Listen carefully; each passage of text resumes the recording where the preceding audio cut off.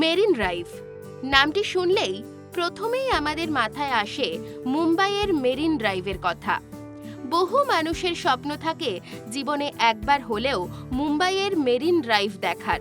বিহারের রাজধানী পাটনায় এই রকমই আর এক মেরিন ড্রাইভ তৈরির উদ্যোগ নিয়েছে বিহার সরকার। পাটনা মেরিন ড্রাইভ গঙ্গা নদীর ধারে নির্মিত ২১ কিলোমিটার দীর্ঘ একটি সড়ক। বিহারের মুখ্যমন্ত্রী নীতিশ কুমারের একটি প্রকল্প, যা লোকনায়ক গঙ্গা পথ বা পাটনা মেরিন ড্রাইভ নামে পরিচিত। দীর্ঘদিন ধরেই পাটনার রাস্তাঘাটের অবস্থা সেখানকার মানুষের উদ্বেগের কারণ হয়ে দাঁড়িয়েছে।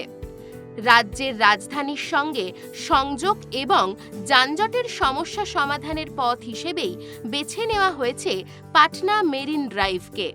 এটি নির্মাণ কার্য এখনও সম্পূর্ণ না হলেও ৪ লেন বিশিষ্ট মহাসড়কের মধ্যে ২টি লেনে যান চলাচল শুরু হয়ে গিয়েছে। মনে করা হচ্ছে লোকনায়ক গঙ্গা পথের নির্মাণ কার্য শেষ হলে পাটনার যোগাযোগ ব্যবস্থা আরও উন্নত হবে। ২০২২ সালের ২৪শে জুন সাধারণ মানুষের জন্য খুলে দেওয়া হয় পাটনা মেরিন ড্রাইভের লেন দুটি। পাটনা মেরিন ড্রাইভের লক্ষ্য হল দিদারগঞ্জ থেকে বাংলা দীঘা পর্যন্ত পূর্ব ভারত ও পশ্চিমবঙ্গকে সংযুক্ত করে শহরের যানজট নিরসন করা। এটি পুরো প্রসারিত ভ্রমণের সময়কে ২ ঘন্টা থেকে কমিয়ে ২০ মিনিট করে দেবে।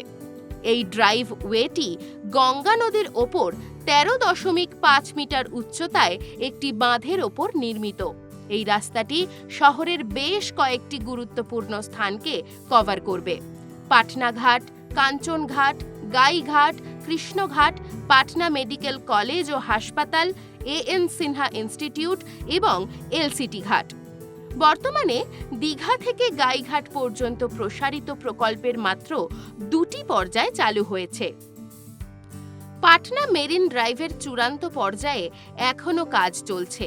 এই ৯ কিলোমিটার দীর্ঘ প্রসারণটি পূর্বে নির্মিত পর্যায়গুলিকে দিদারগঞ্জের টার্মিনেটিং পয়েন্টের সাথে যুক্ত করবে। এই প্রকল্পের প্রাথমিক লক্ষ্য হল ভ্রমণের সময় কমিয়ে শহরগুলির মধ্যে সংযোগ উন্নত করা। এই প্রকল্পটিকে অনেকেই মুম্বাইয়ের মেরিন ড্রাইভের সাথে তুলনা করতে শুরু করেছে। গঙ্গাপথের উন্নয়নের এই মেগা প্রকল্পের আনুমানিক ব্যয় ৫,৬০০ কোটি টাকা। শহরের জাংশনগুলির দ্বারা শহরের অন্যান্য অংশের সাথেও ভালোভাবে সংযুক্ত। সবচেয়ে গুরুত্বপূর্ণ জংশন হল অটল বিহারী বাজপেয়ীর নামে অটল পথের সাথে।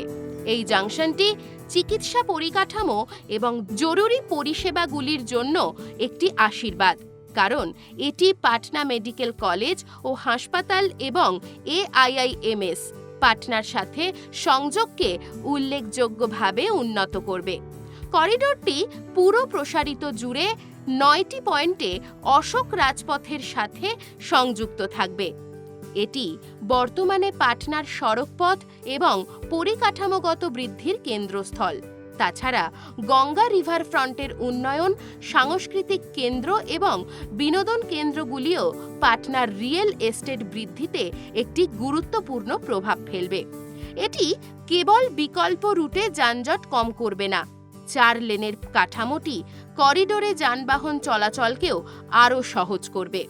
বিহার সরকার এবং হাউজিং অ্যান্ড আরবান ডেভেলপমেন্ট কর্পোরেশনের যৌথ উদ্যোগেই প্রস্তুত হচ্ছে এই মেগা প্রকল্পটি।